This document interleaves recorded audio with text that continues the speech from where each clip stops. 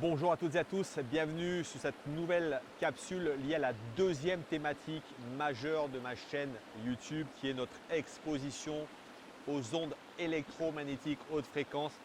Véritable danger aujourd'hui pour notre santé. Ce dispositif, comme c'est inscrit ici à l'écran, ne se substitue à aucun traitement médical.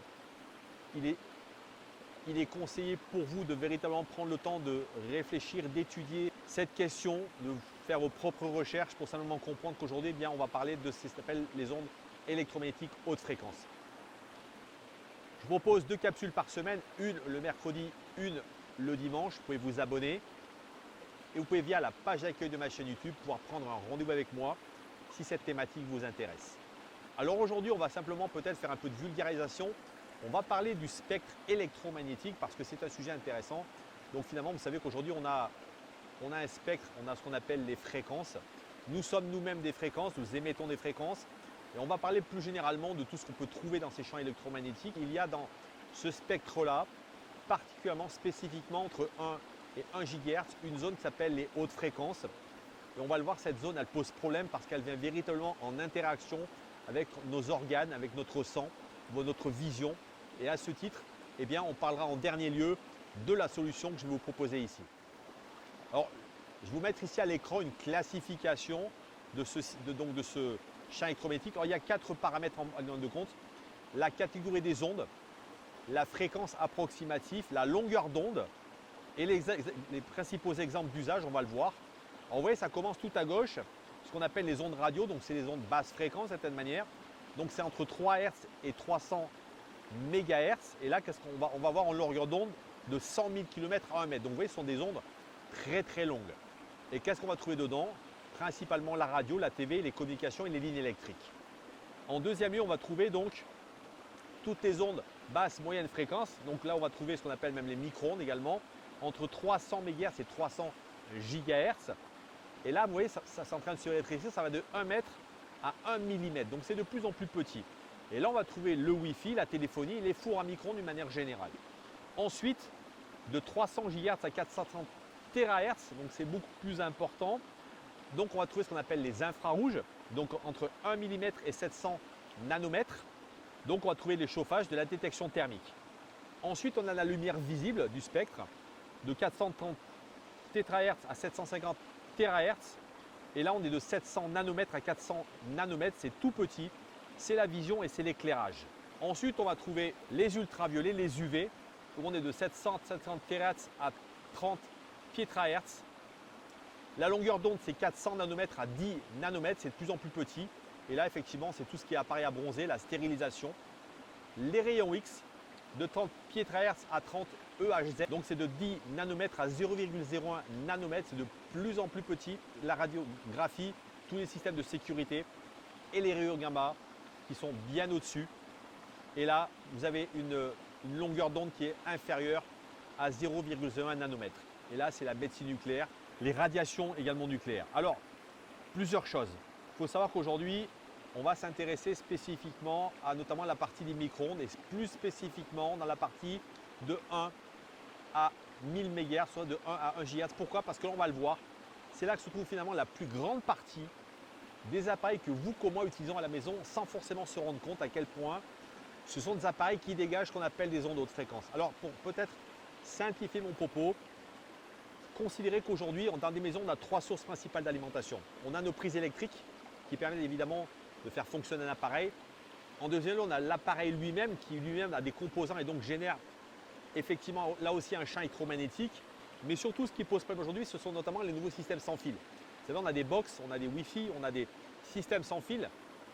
Et il faut savoir que cette énergie de ce système sans fil, lorsqu'elle va interagir avec l'appareil que nous avons, plus l'alimentation, elle va générer ce qu'on appelle une pollution électromagnétique, ce bruit électromagnétique qui pose un véritable problème en termes de santé parce que, on va le voir plus loin, malheureusement, nos organes arrivent directement en fréquence de résonance avec cette gamme d'ondes.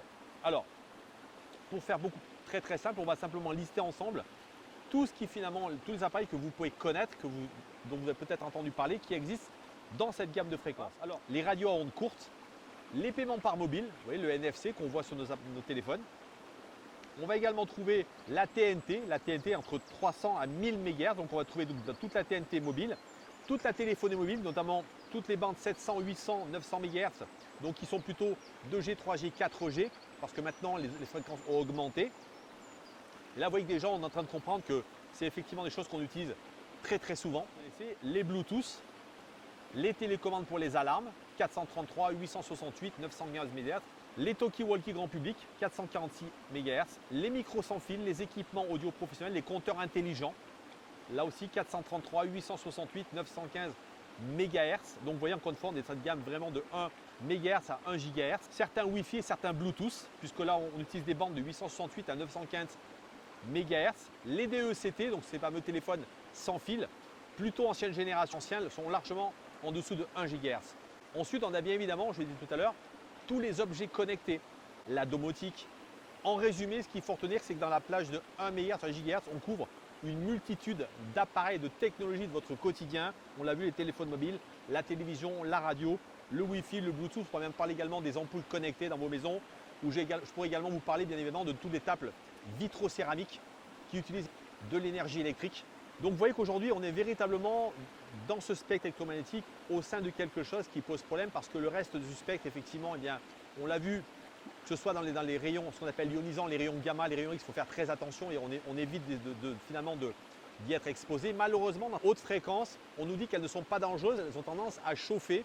Et à long terme, et c'est ça le problème, c'est que lorsqu'elles chauffent trop, eh bien, elles vont venir en résonance avec nos organes et elles vont donc poser un problème, notamment sur le flux sanguin, sur notamment le flux également dans nos yeux. Donc on va avoir des répercussions sur notre vision, et je pense notamment à tous les écrans bleus et les lumières blanches. Et je vous mettrai une capsule que j'ai fait récemment sur le sujet pour bien comprendre à quel point aujourd'hui, eh bien, toutes ces technologies ont créé véritablement cette problématique et ce brouillard électromagnétique. Une autre information très intéressante, parce que je pense que certains d'entre vous ont déjà passé ce qu'on appelle un IRM, donc c'est de l'imagerie résonance magnétique. Donc c'est ce qui permet effectivement aujourd'hui à la médecine moderne de pouvoir nous inspecter de l'intérieur. Et bien là, sachez qu'aujourd'hui, les IRM utilisent une fréquence qui est entre 64 et 128 MHz.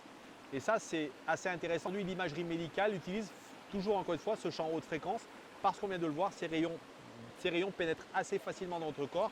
Et on comprend de la même manière que finalement, s'ils pénètrent assez facilement, et bien de la même manière, tous ces appareils qui émettent, vous voyez, ce champ magnétique haute fréquence, va véritablement affecter nos organes, notre sang et même notre vue. Alors, quelle est la solution que vous devez absolument aujourd'hui chercher à acquérir? Eh bien, c'est un harmoniseur d'ondes. Que veut dire harmoniseur d'ondes? C'est quelque chose, finalement, c'est un appareil, c'est ce petit outil que je vous mets ici à l'écran, qu'on va simplement brancher sur une prise électrique. Cet appareil va spécifiquement lutter, va éradiquer entre 1 MHz et 1000 MHz, soit 1 GHz, toutes ces fréquences responsables de toute cette fatigue, de tout ce brouillard, de tout ce bruit électromagnétique, et ainsi préserver votre centré, préserver vos organes de cette pollution. Le deuxième avantage, c'est que bien évidemment, vous allez pouvoir continuer à téléphoner, ça ne va pas couper un signal.